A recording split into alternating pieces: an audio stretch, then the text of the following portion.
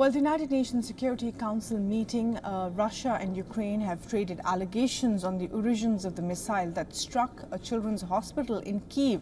Now, in the latest, Russia's UN envoy has said that the missile that hit the children's hospital in Kyiv was most likely fired from a Norway-supplied NASAMS air defense system, further urging for a reaction from the Norwegian government if they had authorized Ukraine to use an air defense system that hit a children's hospital, and if it was allowed to be placed in residential areas in violation of the international humanitarian law. We await also reaction from Norwegian authorities, who it would seem supplied to the assembly NASAMS to the Zelensky regime. Did they authorize it to be used for a strike against a children's hospital? And also that in contravention of international humanitarian law.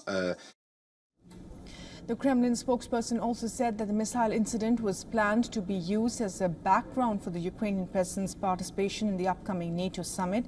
Meanwhile, Ukraine's ambassador countered the argument, stating that the video evidence of the strike confirms a Russian missile struck the hospital.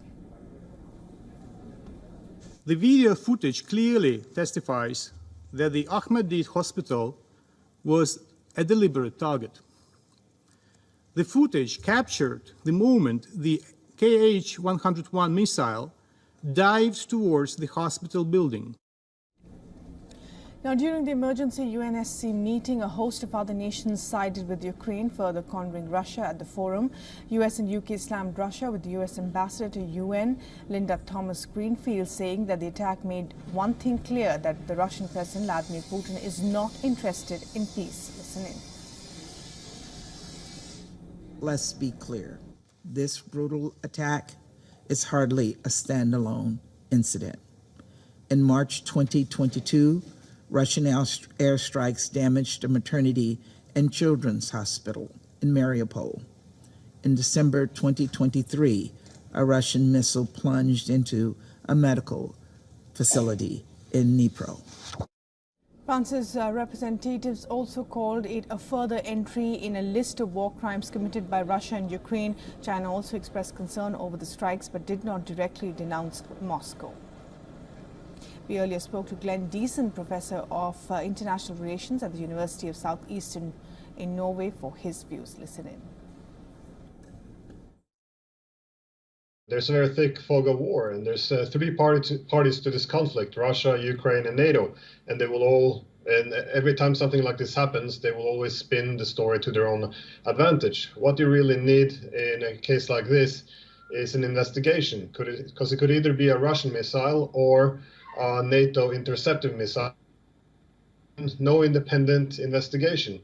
And as we've seen in past incidents as well, there's never any independent investigations. But sometimes there's some video footage which can clarify the situation. What I find striking about this instance, though, is that both sides are accusing the other not of accidentally striking a hospital, but deliberately doing so. Now, it's not clear to me why Russia would strike a hospital right before a NATO summit, which is about giving weapons to Ukraine. But on the NATO side, they are also suggesting that Russia did this on purpose, and is seen as a reason to send more weapons, but also reject the Russians' push for peace negotiations by claiming this contradicts the goal of pursuing negotiation. For all the latest news, download the WION app and subscribe to our YouTube channel.